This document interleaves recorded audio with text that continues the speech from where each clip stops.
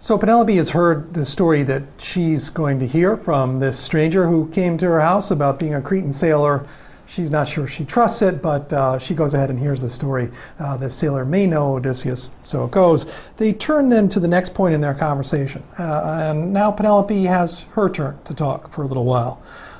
She extends the hospitality in a first gesture, saying, well, let's wash your feet and you can sleep here inside the inner rooms. This is already a gesture to this person, Penelope letting the person know, I'm interested in hearing some more from you, stranger. And then she says that to make the next step here of foot washing, she has this trusty maidservant, Eurycleia, who just so happened to have raised Odysseus at her knee and know him extremely well. And maybe she could wash your feet, stranger. So when Eurycleia goes ahead and takes on this job, Odysseus before he knows quite what's going on, it's upon him that this trusted servant is going to wash his feet. At that point he thinks, oh my God, she's going to see the scar. Odysseus has a scar. He has a scar in the nearby his inner thigh. It's in other words, a part of his body that you wouldn't just necessarily see if you saw him up on the street. It would be underneath his clothing. It is close enough to his private areas that Odysseus is not going to have this scar just sort of shown around to anyone at any time. Not everyone's going to know about it. Some people do, and it's surely the case that Eurycleia knows about this scar. If she gets involved in the washing, she's going to see it. And it's true, in antiquity as today, if someone's trying to make sure that they verify an identity of someone, finding a scar is as good as finding an identification badge. Scars operate in order to identify people. Now, why is that? Well, scars are the remnant trace of some past. A scar is a story. And individuals have stories that make them different from everybody else, and a scar is one of those things that captures such a story. So Odysseus has one of these. Eurycleia comes over to greet him to get started on the foot washing with some uncanny kinds of conversation, recognizing how much he resembles Odysseus. You seem a lot like him, and your hands are kind of like him too, and oh my goodness.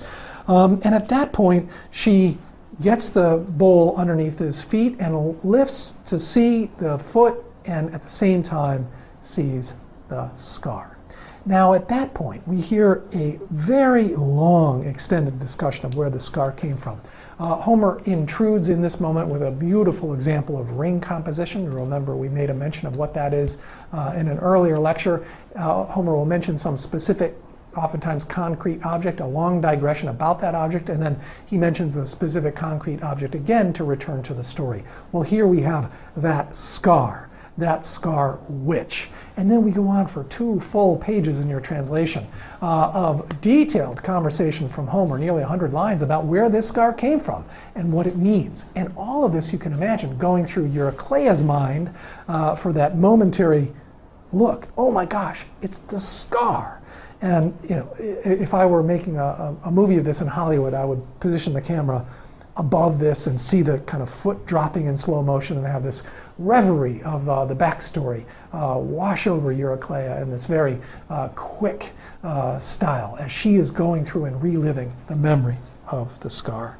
So the scar is something we learn in the story that is deeply connected to an intimate part of Odysseus' past. His maternal grandfather has been to visit the baby, makes a deal so that the baby can come visit him when he grows up a little and is ready to become a man. Odysseus then goes through in this kind of manhood ritual of joining a dangerous hunt, waking up early in the morning with a chill in the air, carrying a spear, and goes with his maternal side of his family, the grandfather and the uncles, out to seek a boar. Now, a boar is not just a pig. A boar is a very dangerous creature, here represented in a Roman statue of quite magnificent proportions. The boar is a very dangerous creature. Those tusks in the front are nasty. It itself is nasty and very strong. It's territorial and doesn't like its territory encroached upon. It also is very good food. So people indeed in antiquity and still today hunt and kill boar and then eat it. So Odysseus is with this side of the family, off to kill the boar. Well, the boar is quite dangerous.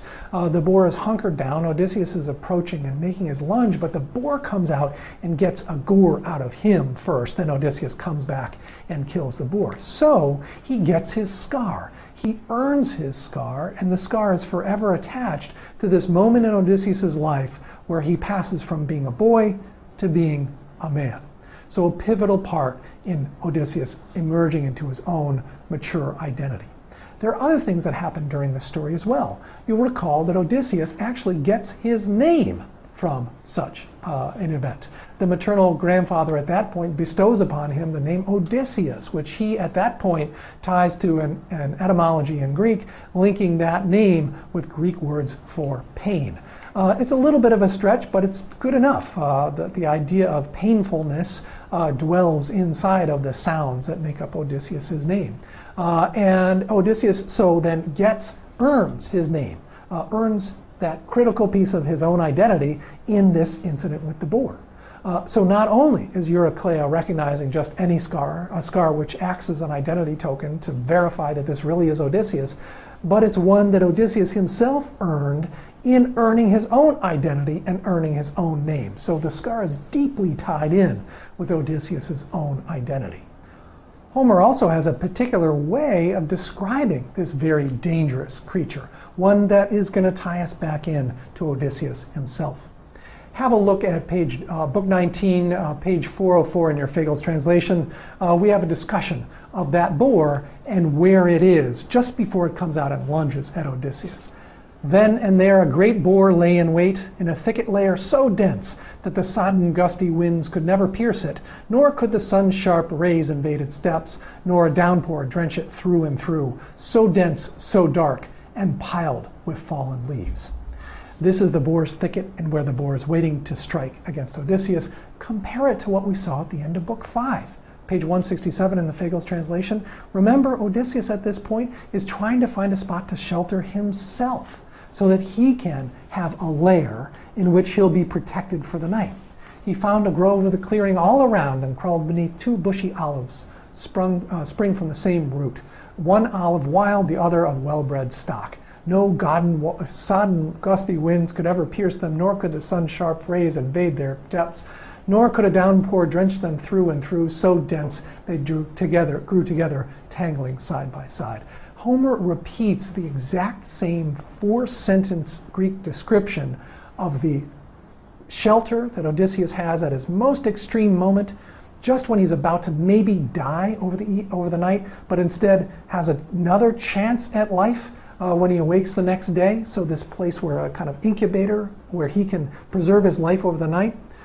That description is precisely identical to the description of where the boar is laying out in hiding. So Odysseus is here tied to the boar. He is made connected to the boar in the sense of not only having the challenge to slaughter this thing so that he can have a great exploit.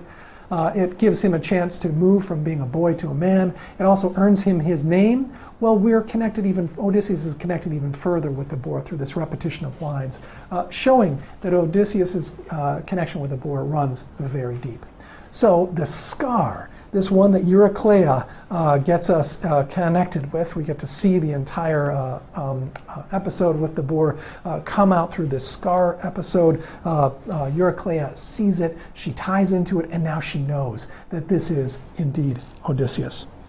Now, having made this connection, she is sure that this person that is in front of her is the real Odysseus. Now, it's a little bit frightening at this moment, because there's the secret that's now out there that shouldn't be out there.